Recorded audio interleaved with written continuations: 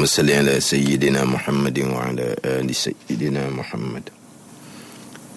Assalamualaikum warahmatullahi wabarakatuh. Waalaikumsalam. Alhamdulillahi rabbil alamin, wassalatu wassalamu ala sayyidil mursalin wa ala alihi wa sahbihi ajma'in. Rabbi syrah li sadri wa yassir li amri wahlul 'uqdatam min lisani yafqahu qawli. Subhanaka la ilma lana illa ma 'allamtana innaka antal alimul hakim. Wala haula wala quwwata illa billahil aliyyil azim.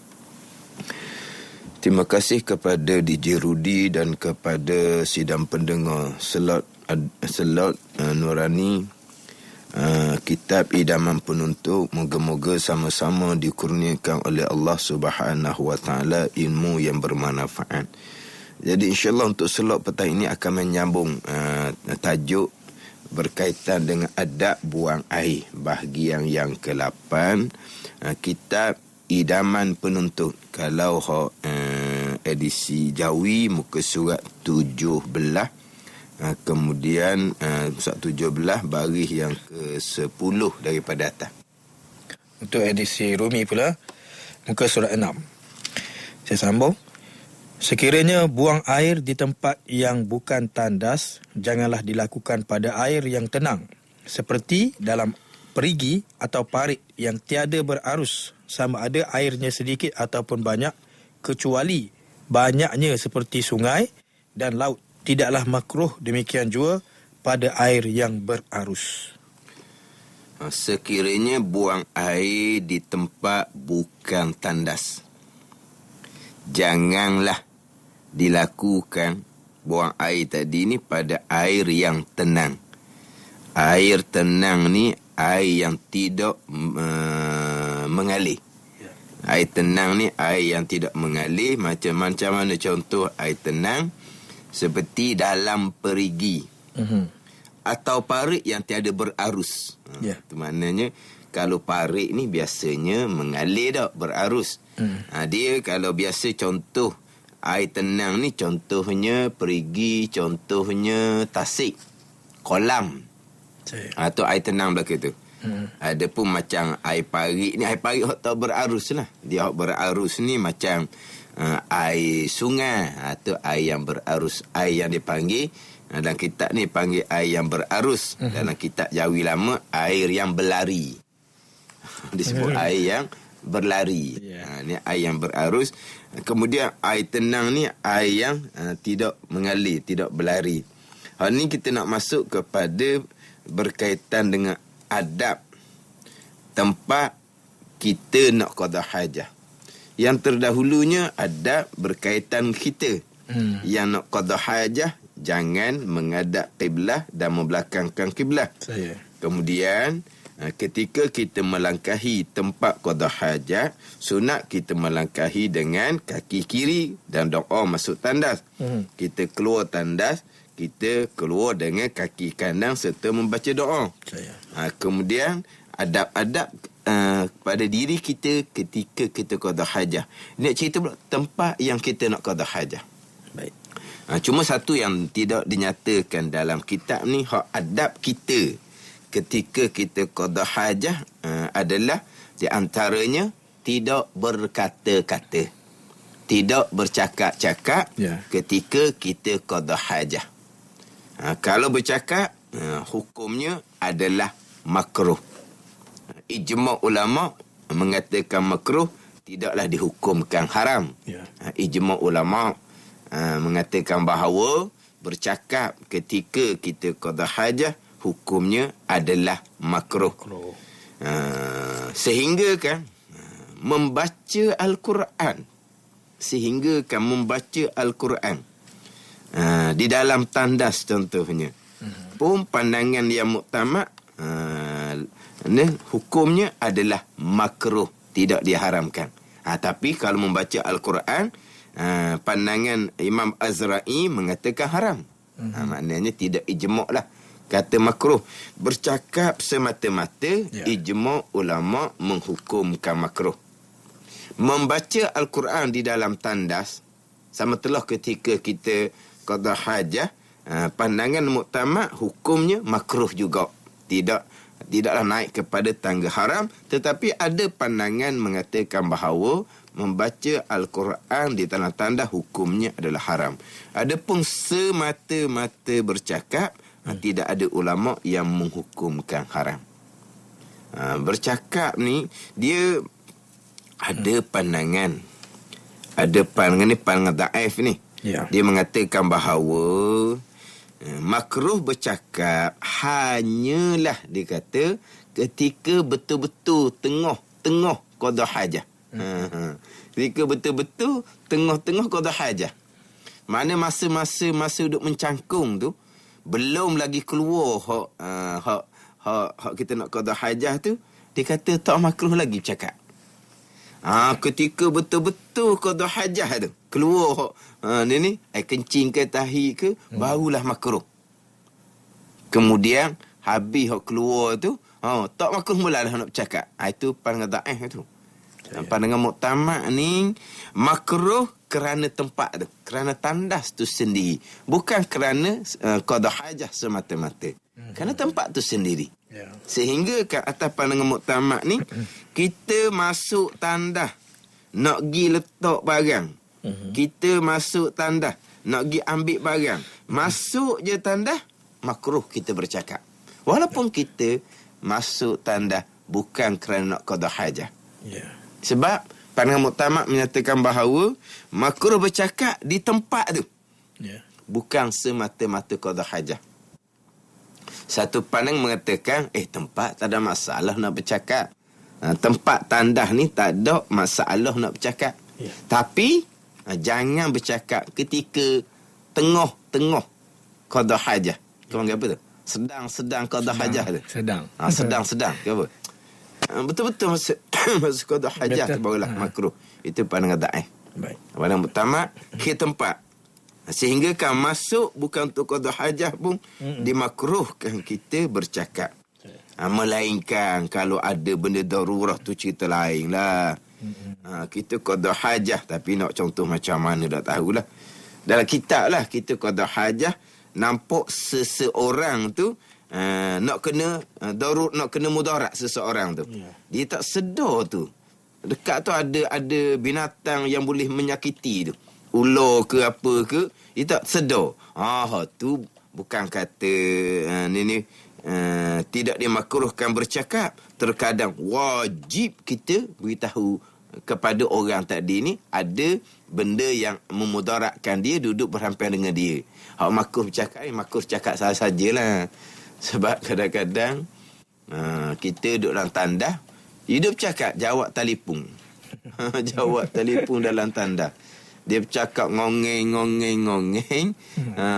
Hak belah sana hak bercakap dengan dia tu, dia dah sedar pun kawan hak dia bercakap tu duduk dalam tandas. Kawan tu duduk dalam tandas, duduk layang dia bercakap panjang pula. Hak tu hukumnya adalah makruh. Memanglah tidak ada ulama yang menghukumkan haram. Ijma' ulama menghukumkan makruh. Itu di antara adab atas diri kita ketika kita qada hajah. Nak masuk pula bicara adab di tempat kita qada hajah tu, tempat mana? Adab tempat yang kita nak qada hajah. Sekiranya buang air di tempat bukan tandas, jangan dilakukan pada air yang tenang, seperti dalam pergi atau parit yang tiada berarus, sama ada airnya sedikit ataupun banyak. Ya. Jadi ini kira di tempat bukan tandas. Jangan buang air pada air yang tenang. Ya. Ada pun hak dalam tandas kita tu ada dah air tenang. Dalam mangkuk. Dalam mangkuk. Hak tu tak bukan masuk hak tu. Sebab ada orang dia pergi salah faham. Dia kata dimakruhkan kita buang air di dalam air yang tenang, dia kata. Air yang tidak mengalir. Air yang tidak berlari. Contohnya itulah dalam mangkuk tandas kita tu. Ada air di situ tu, makruh. Bukan hak tu. Comel buku idaman penuntut ni. Ya. Sekiranya buang air di tempat bukan tandas. Kalau tandas tak ada isu, ada air bertakung dalam mangkuk tak ada isu tu. Sama juga kita dahulu kita tekannya. Hak kita bicaranya tempat tu tandas ataupun bukan tandas. Ya. Kalau tempat tu tandas, lain hukum dia. Kalau tempat tu bukan tandas, lain hukum dia. Kemudian mana tandas? Kita bicara berulang-ulang kali dah. Ya. Di manakah tandas? Tandas ni tempat yang disediakan untuk qada hajah. Itu dipanggil tandas. Wa imma tak ada dinding, wa imma tak ada pintu, wa imma tak ada atap, wa imma bukan dalam binaan sekalipun. Kalau tempat tu untuk qada hajah, dia panggil tandas. Jadi contohnya kalau kita tandas ada 2 peseng, tempat qada hajah ada 2 peseng. Kalau atas latar kita mencangkung tu, tu lebih nyatalah di mana kawasan tandas. Sebab biasanya tandas dengan tempat mandi kita tinggikan sedikit di tempat tandas tu. Tapi kalau tandas tinggi yang kita duduk atasnya, jadi dia punya kawasan itu dengan tempat mandi satu arah dia. Kita tahulah di manakah tempat yang kita nak qada hajah. Kita nak di kaki kita duduk di mana tiga qada hajah. Di situ dia panggil tandas. Mana kena kenal lah tandasnya. Walaupun antara tempat qada hajah dengan tempat mandi tidak dihadangi oleh dinding sekalipun, tandas adalah tempat yang disediakan untuk qada hajah. Tempat mandi itu hukum tempat mandi, bukan dihukumkan sebagai tandas. Jadi kalaulah kita qada hajah tu di tandas, walaupun ada air di dalam mangkuk tu, tu tak masuk dalam bicara di sini. Ni luar-luar. Qada hajat bukan di tempat tandas. Cuma boleh kata begini je lah. Boleh katakan sekarang ni tak ada dah buang air merata-rata sudah tidak ada lah. Kita semua buang air di dalam tandas. Sebab dahulu-dahululah dia kerajaan sudah memulai program supaya buang air ni di tempat di tandas. Dululah sebab apa? Sebab dia buang air merata-rata ni dia masalah penyakit apa semua. Jadi lama dah lah ni. Maknanya kalau kita kata kok dengan umur saya ni lah, pun maknanya budak-budak benar dulu tu kata kalau kata buang air bukan dalam tandas. Mana kalau orang sekarang umur 40-an lah, tak ada dah, tak kenal dah. Memang buang air dalam tandas. Ni kita ambil kita je lah. Walaupun kita kata sekarang ni mungkin kita dah berlaku dah perkara seumpama ni. Ni secara umum lah. Ada orang dia sentiasa masuk dalam hutang. Contohnya dia pergi menembok ke, dia aktiviti lasuk dia. Ada orang-orang seumpama ni, ni kena ambil kira. Sebab dia qada hajah tu bukan di tandas. Ni kalau orang macam orang berkhemah tu kan. Orang berkhemah, tak kira lah pelajar sekolah ke berkhemah, dia tak ada bawa tandas tu. Tandas ni kalau buat program tu kan. Tandas bergerak. Ada program tu kan ada tandas bergerak. Hak berkhemah ni memang tidak ada tandas. Lepas tu buang airnya di mana? Ni buang air bukan di tandas. Ni kena ambil kira ni. Macam terdahulu bicara, buang air yang bukan tandas pastikan tidak menghadap kiblah dan tidak membelakangkan kiblah. Jadi untuk orang-orang yang selalu terbabit dengan program-program lasuk seumpama ni, dia kena ambil tahu lah. Dia nak buang air, dia jauh sedikit daripada orang. Dia pun buang air. Kena pastikan ada pokok ke, kita menghadap pokok, kita membelakangkan pokok. Kita kena kira jugalah di mana arah kiblah. Kena kira juga. Matahari naiknya sebelah mana, matahari jatuh sebelah mana. Dia kena fikir juga tu. Jadi kita dahulu masa bicara berkaitan dengan jangan menghadap kiblah ketika buang air, jangan membelakangkan kiblah ni. Kita rasa kadang-kadang tak berapa berlaku mana. Sebab kita biasanya buang air dalam tandas. Jadi Untuk yang seumpama ni masuk hutang semua ni dia kena ambil tahu lah. Betul.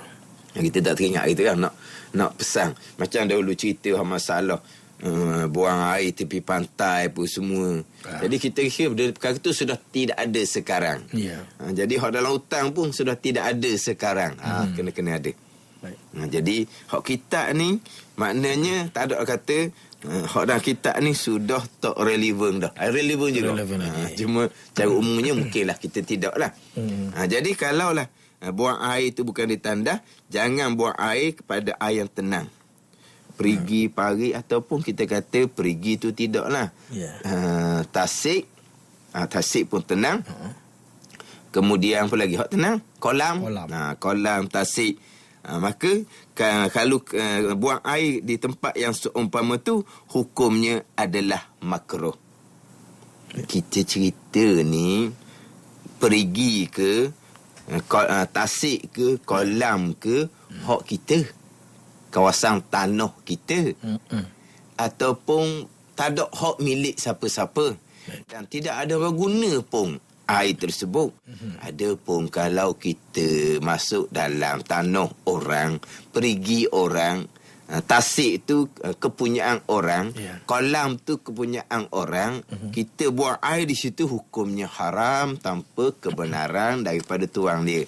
Hak ni hak air tenang perigi ke yang bukan kepunyaan siapa-siapa, ataupun kepunyaan kita, ataupun bukan kepunyaan siapa-siapa. Hak kita kata gak macam kita kata gak tasik kolam tu dalam hutang tu, masuk tanah kerajaan lah tu kat balok tu, tiba-tiba jumpa macam lopok. Macam lopok jadi besar jadi macam kolam. Hak tu hak kata makruh. Jangan pergi salah faham. Kalau begitu buang air dalam perigi orang, tu lain tu. Tu tak boleh, tu haram.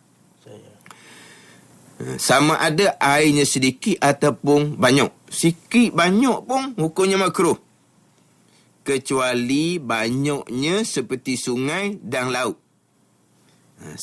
Kecuali banyak air tenang tu seperti sungai dan laut. Bukan kata sungai ni air yang berarus, air yang berlari. Banyak seperti sungai ni banyak sangat-sangat.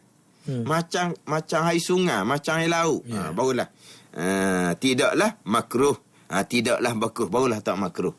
Bukan kata di sini kecuali banyak air tenang tak ni seperti sungai laut ni bukan contoh air tu, contoh kepada banyak macam mana? Banyak macam air sungai, banyak macam air laut. Itulah kita dipanggil air yang tenang, yang dipanggil yang ar-raqid, yang mustabak, yang ar-raqid, apa dia sebut, air yang tenang yang melaut. Air yang tenang yang melaut. Bukan air laut. Air yang tenang tapi banyaknya tu macam laut. Faham ni? Banyak tu banyak sangat. Kalau kita kata kok tasik itu macam tasik. Macam tasik Kenyir tau. Gitulah. Hak banyak sangat gitulah. Barulah tidak makruh. Demikian juga tidak makruh juga pada air yang berarus. Air yang berarus ni air yang mengalir. Air yang mengalir ni tidak makruh jikalau air tu banyak. Adapun kalau air tu berarus, berlari, tetapi airnya sedikit, hukumnya makruh juga. Jadi gini, kalau air tenang sedikit ke banyak ke makruh. Kalau air berarus, air berlari, kalau sedikit, air tu air sungai, tapi sungai tu halus je, makruh juga. Tetapi kalau air berarus tu banyak, banyak ni banyak bukan kata banyak tu melaut, bukan, maka tak makruh dah. Adapun air tenang sedikit makruh, banyak pun makruh. Bila tak makruhnya? Apabila melaut. Banyak sangat-sangat air tenang tu umpama tasik yang besar, barulah tidak makruh. air mengalir sedikit makruh juga. Banyak walaupun tidak melaut sekalipun tapi banyak, tak makruh dah. Sebab berbeza air yang tenang dengan air yang berarus, dia memanglah berbeza. Air tenang walaupun dia banyak, ada tahik situ tu, uduh nampaknya. Tapi kalau air berarus, dia banyak, tak ada lah tu, hilang lah tu. Tak ada masalah dah lah. Apa anda ni? Dia tapi hak biasa ni dulu ni. Dia biasa kadang-kadang dia buat tandas di ni, di tepi ni. Buat tandas di tepi sungai tu.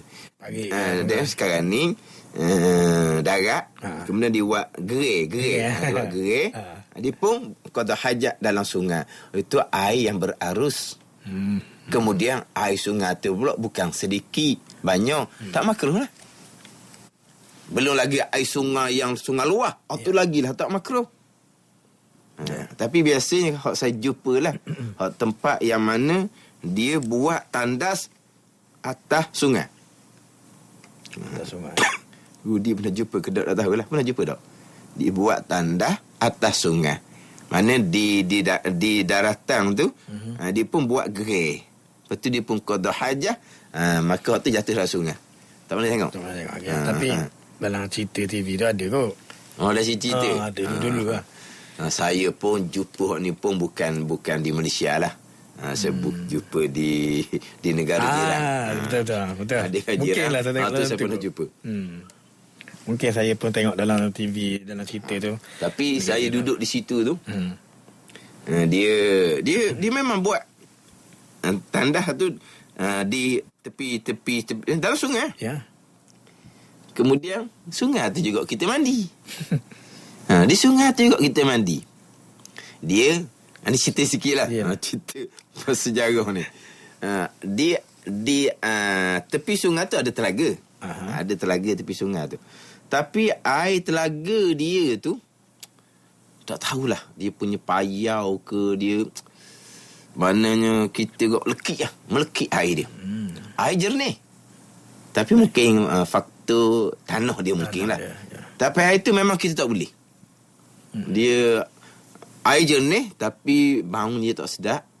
Lepas tu air tu melekit. Jadi kok mana pun kena mandi sungai. Kita mandi sungai. Tapi dia buat tandas tu tepi sungai. Dia buat tandas pula belah atas, bukan belah bawah. Sebab belah bawah tu tak ada daratan. Dia belah atas. Kita mandi belah bawah. Allah kata, kita orang Malaysia ni, benda seumpama tu kita tak pernah hadapi. Pergi tempat orang terpaksa hadapi suasana seumpama tu, mula-mula gitulah. Gitulah. Dah menyelang timbul-timbul, misalnya. Tapi air sungai luas, tak ada isu di situ.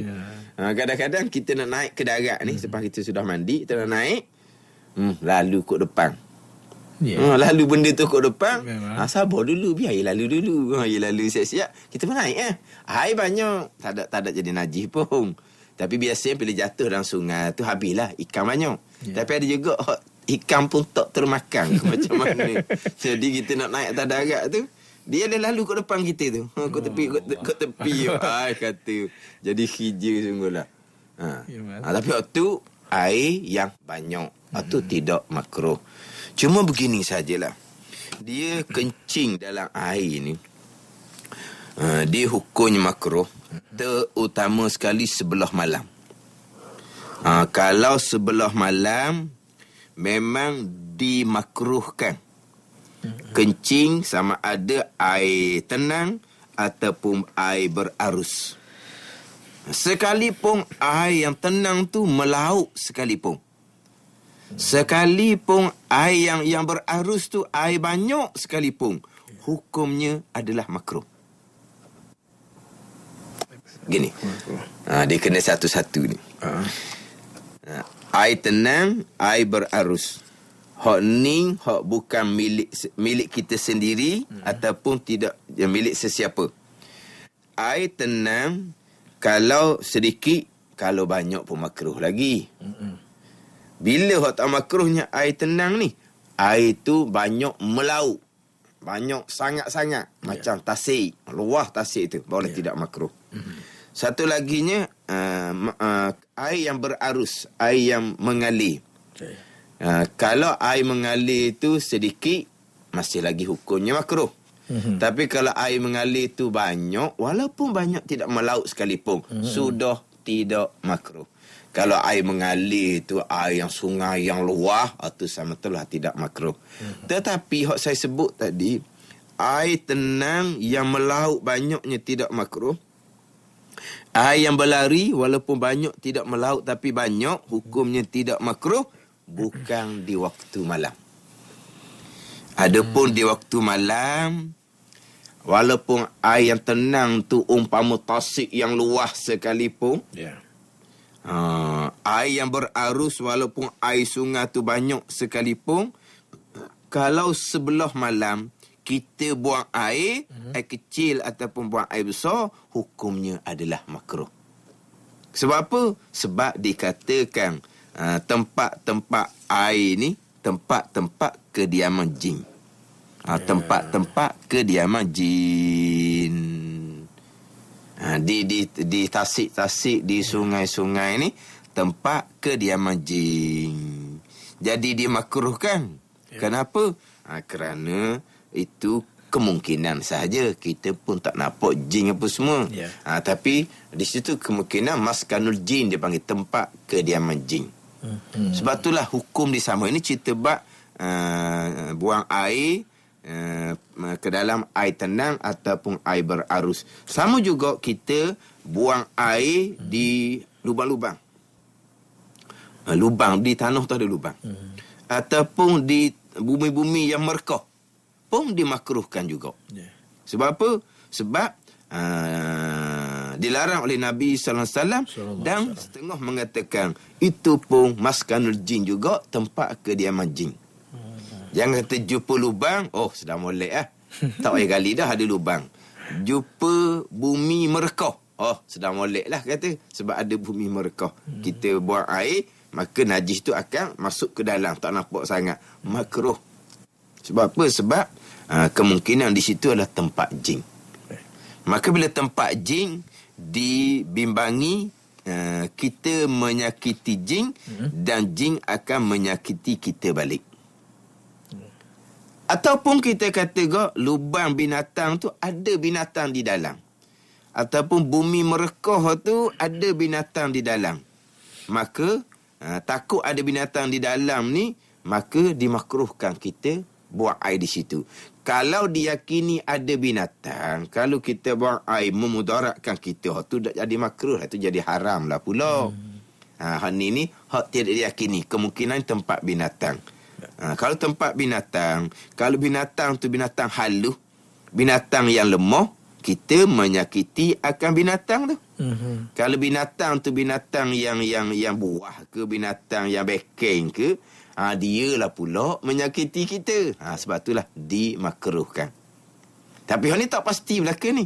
Kalau pasti menyakiti, itu jatuh hukum haram. Sekarang ni kalau kata dalam air yang tenang, dalam air yang berarus, sebelah malam terutama sekali contohnya. Sebelah malam terutama sekali contohnya, di situ tempat kediaman jin dibimbangi. Kita menyakiti jin dan jin menyakiti kita, maka dimakruhkan. Kalau lubang binatang, bumi merekah, kemungkinan tempat kediaman jin, kemungkinan tempat kediaman binatang, maka takut menyakiti ataupun kita disakiti, hukumnya adalah makruh. Dan ada cerita menceritakan bahawa matinya Sa'd bin Ubadah radhiyallahu anhu adalah kenapa? Kerana kencing di tempat yang seumpama ni. Maka mudarat daripada jin tu bawa pada kematian. Jadi maknanya kena jaga-jagalah hak tempat-tempat yang seumpama ni, walaupun kita kata tak berlakulah kepada kita secara umum, tapi tadi kemungkinan kepada orang-orang yang terlibat dengan aktiviti perkemahan. Betul. Ataupun orang yang masuk hutan menembok ke apa, ataupun memang dia kerjaan dia dalam hutan, dia cari rotan ke apa dalam hutan. Ni kena jaga belakang lah ni. Pada ni. Sebab kerana tengok-tengoklah tempat yang kita nak buang air. Memanglah kita pegangan kita, jin tu makhluk. Jin ni tak boleh bekah. Dia tidak boleh menyakiti kita. Tapi sebab kita kena jaga juga. Betul. Sebab pegangan, kita maklumlah. Manusia ke, jin ke, syaitan ke, malaikah ke, makhluk tak payah bekah sama sekali. Tapi ni syarat jaga ni, jangan buang air ke dalam air yang tenang, walaupun melaut sekalipun, dalam air yang berarus, walaupun banyak sekalipun, sebelah malam. Kenapa? Kerana dibimbangi. Tempat tu tempat kediaman jin. Jin tu kemungkinan kita menyakitinya ataupun kita disakiti. Maka syarat jaga semua tu. Faham tak ni? Betul. Sebab itulah kita, yelah kadang-kadang orang tua-tua kita kata tempat tu kena beringat-ingat sikit. Dia kata tempat yang agak panggil apa? Kerah. Biasa dengar. Tempat tu agak kerah, dia kata. Jangan duduk buat kursi-kursi. Dia kata gitu. Jangan duduk kursi-kursi. Sebab apa? Sebab dia kata tempat tu agak kerah, dia kata. Maka kita dengarlah hak nasihat daripada orang tua kita tu. Ya. Bapanya tempat kerah, tempat apa, makhluk kan? Yelah makhluk. Makhluk tak payah bekah kan? Yelah makhluk tak payah bekah. Tapi kalau tempat-tempat kerah gitu, tak usah duduk kacau lah. Kacau. Macam ginilah juga. Ni mungkin kita gilerik pada pegangan sikit ni. Kadang-kadang salah faham orang kita ni. Cakap sikit pun tak boleh dah. Dia gini. Contoh kata kita, tempat tu dah amang tu. Tak usah duduk pergi tempat tu. Padahal amang tu semuanya datang daripada perbuatan Allah, bukan perbuatan makhluk. Tapi jangan gilah. Ataupun kita katalah jalan tu kalau malam-malam tu kenderaan tak ada. Contohnya. Kalau bawa seorang tu malam-malam kalau apa-apa hak, takutlah kitanya. Tak selalu jalan tu. Tapi apa yang ada di jalan tu sekalipun, wa imma orang jahat mana sekalipun, pegangan kita tetap dah. Makhluk tak payah bekah. Tapi untuk mengelak daripada kemudaratan, janganlah kita lalu kok jalan tu. Faham tak ni? Bukan makna kok bila kita tak berani lalu kok jalan tu. Sebab apa? Sebab orang peringat jalan tu malam-malam gelap, kenderaan pula tak ada. Pernah berlaku dah sebelum ni. Sekat dia orang jahat. Jangan duk lalu takut. Awak takut apa ke makhluk? Baru tak payah bekah. Ni apa ni, orang salah pengajian. Salah sungguh tu. Betul. Ni tengok ni. Kenapa syarak melarang ni buang air ke dalam air yang tenang berau sebelah malam. Terutama sekali sebelah malam. Tak kira air tu banyak mana sekalipun. Kenapa? Kerana tempat kediaman jin. Takut jin tu akan memudaratkan kita. Kenapa jin tu bekah ke? Tak, makhluk tak bekah. Lepas tu kenapa? Tu syariat. Kita kena jaga diri kita daripada perkara yang memudaratkan. Asbab. Tapi yang beri manfaat, yang bermudarat hakiki sebenar-benar Allah Subhanahu Wa Taala. Asma Allah kan, nama Allah 99 tu kan. Di antara nama Allah 99-nya An-Nafi' Ad-Dar, itu nama Allah. An-Nafi' Ad-Dar. An-Nafi' ini Tuhan yang beri manfaat, Tuhan yang bersifat dan kudrah yang bagi manfaat. Ad-Dar, Tuhan yang bersifat dan kudrah yang menjadikan kemudaratan atas kita. Itu asma nama Tuhan tu. An-Nafi' Ad-Dar. Tetapi kita syariat kena buat asbab lah untuk dapat manfaat, buat asbab untuk mengelakkan diri daripada kemudaratan. Jadi nak elak kemudaratan ni, syarak melarang buang air, terutama sekali di sebelah malam, di tempat air yang tenang ataupun air yang berarus. Syariat melarang kita buang air dalam lubang binatang ataupun bumi merekah. Sebab terkadang di situ tempat binatang, terkadang bumi merekah ni binatang ada duduk, bukan lubang binatang, hanya bumi merekah. Tapi adalah binatang pergi duduk di bumi yang merekah. Dan terkadang bumi yang merekah ni pula tempat kediaman jin. Maka syarak nak menghindari kita daripada kemudaratan, syarak melarang kita buang air di tempat yang seumpama tu. Jadi sama macam tadilah. Kalau kata tempat tu tempat tu kerah, kita kena beringat. Tempat kerah. Yelah. Kita orang Melayu pula orang jenis nakuk. No. Orang jenis nakuk. Nakuk ni macam mana? Tempat orang tak ada benda pun takut nak lalu seorang. Sebut pula tempat kerah. Orang tak berani gitu. Baguslah. Kita tak berani tu, maka kita tidaklah jadi macam orang berani, orang takut apa kok. Kemudian kita pun langgar. Kalau kena mudarat macam mana? Mudarat macam mana? Betul lah. Kemudian tu soalan WhatsApp. Ya. Dia lambat sikit. FB kita hari ni macam mana? FB kita Alhamdulillah. Alhamdulillah hari ni. Boleh. Untuk soalan WhatsApp kita,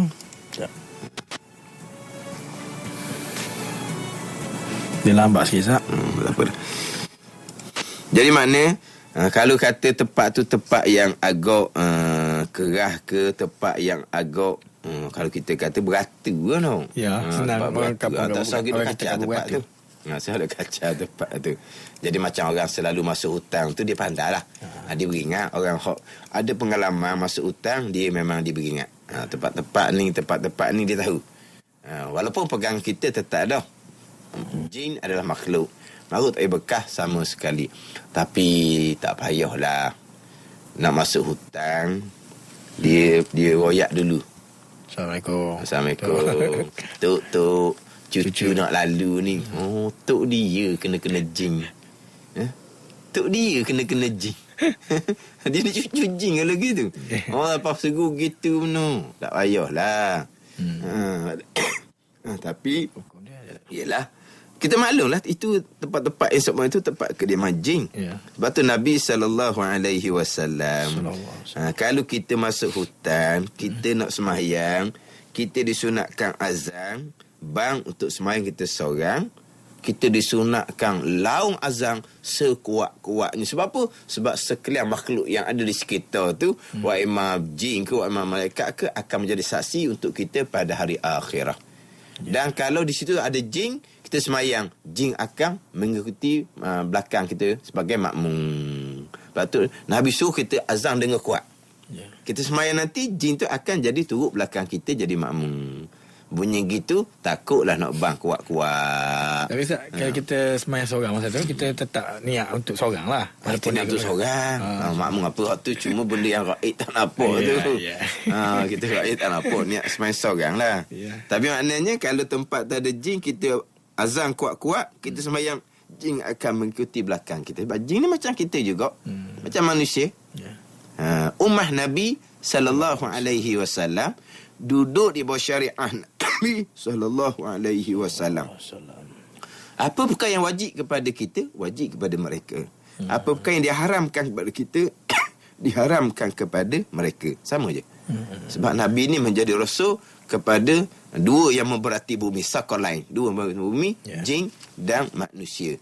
Jadi jin pun macam manusia lah. Ada yang beriman serta soleh, ada yang beriman serta derhaka, ada jin yang kafir yang tidak beriman. Jadi samalah macam manusia juga pada ni.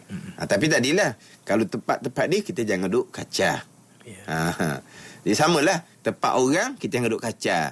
Kalau kita kacau tempat orang, kita pergi buang air tempat orang contohnya, mana? Bekok muka kita balik. Dah kita pergi buang air tempat dia, misalnya. Kita pergi buang air tempat dia, jumpa dengan dia, dia pun tumbuk kita, bekok muka. Tapi kalau kita pergi buang air dalam air contohnya sebelah malam, dan lubang contohnya tempat jin, bekok batu. Bekok batu tu. Sama ke tak? Sama je lah. Bekok muka orang yang tumbuk. Bekok batu kerana kita pergi menyakiti, buang air di tempat mereka, menyakiti mereka, mereka menyakiti kita. Tapi hakikinya bekok muka ke, bekok batu ke, kesemuanya perbuatan Allah Subhanahu wa ta'ala. Kita tidak berpegang sama sekali. Makhluk termasuk jin boleh bagi mudarat kepada kita, hakiki je. Itu semua asbab, sebagai asbab zahir, mudarat yang datang daripada manusia. Sama je lah pada ni.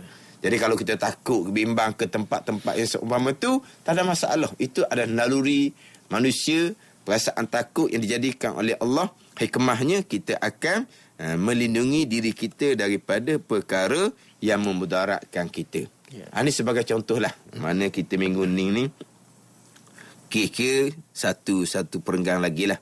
Hak adab buang air tu. InsyaAllah minggu hadapan lah kita habis sebelum kita masuk kepada fardu wudu. Ini sebagai tambahan. Hak kata takut ni. Cuma hak tadi.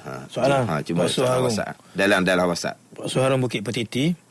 Salam Ustaz. Kita pergi muka ikan musim tengkujuh.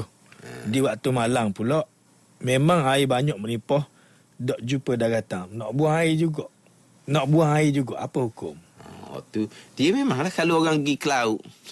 Memanglah dalam air. Malang. Tapi air memang melaut. Tapi sebelah malang. Macam mana? Dia orang tu buang air, dia takkan buang air tungging gitu ke macam mana? Jatuh lagi ombak kuat ni. Maknanya kalau hot tu tak ada tempat dah. Tak ada tempat dah kita ke mana pun dah duduk atas perahu contohnya. Daratan memang tak ada dah jauh. Jadi kira-kiranya kita kalau boleh elok, kita elok dengan bahawa kita buang air tu bukan direct kepada hot mana kita buat guna-guna pun, kemudian kita buanglah di dalam air tu. Gitu je lah. Ke macam mana orang ke laut? Dia kalau nak buang air, dia pun berdiri tepi perahu dia tu, dia pun kencing. Ataupun dia duduk di tepi kapal dia tu, dia pun tungging di berok. Tak nyegi. Oh, susah. Saya pun tak pernah pergi juga. Saya nak ikan ni pergi pasar je. Tak payah pergi laut, pergi pasar je. Jadi macam mana cara dia buat? Itu wallahualam lah. Tapi kalau kita bimbang, kita buatlah cara yang tak direct gitu. Mana dah dulu masa saya duduk tempat-tempat hok memang tak ada tandas lah. Kita mengaji di tempat-tempat yang pondok-pondok yang bukan di negara kita lah, negara luar. Dia kemudahan tandas tu tidak ada lah. Kita masuk dalam hutan. Kalau sebelah malang, kita tak boleh masuk. Lepas tu macam mana? Adalah cara dia. Lepas tu kita pun gandeng masuk dalam hutan lah. Gitulah juga. Ni pun kalau atas perahu tu, kira-kira lah macam mana. Kemudian buang lah. Takkan nak tunggu situ, busuk pula. Betul. Tapi memang tak ada orang buang buang air tepi perahu gitu. Dia pun takut jatuh nanti. Kalau ombak kuat-kuat apa semua. Betul. Badan ni. Cuma kalau boleh elok, kita elok lah. Sama sekali sebelah malang. Cuma tadi saya nak sebut tadi, hak berkaitan dengan takut ni lah. Ni masa kita ada berapa minit, 5-6 minit lagi ni. Nak selit sikit lah. Pada masa PKP terdahulu, ada ceramah-ceramah yang kata kita ni takut kepada COVID. Orang takut pada COVID kan, takut masa tu kan. Betul. Mana kita patuh sungguh lah. Siapa ke rumah dengan rumah pun tak pergi mari masa tu. Tak pergi mari. Anda ni. Kalau orang tu berisiko, mana orang menega main kat orang ramai juga masa tu, hak mana hak boleh berniaga tu kan. Kita pun takut dengan dia. Sebab dia banyak terbabit dengan orang kan. Kalau kerja pasar, masa PKP tengah tutup tu, mereka tetap kerja di pasar. Kita dia tengok orang ni, kita takut. Takut pada COVID lah dia kata. Maka orang takut COVID ni, orang ni tidak mentauhidkan Allah. Orang ni orang yang mensyirikkan Allah. Belajar tauhid saja je, tak mentauhidkan Allah. Dia mensyirikkan Allah, tak ada akidah dia kata.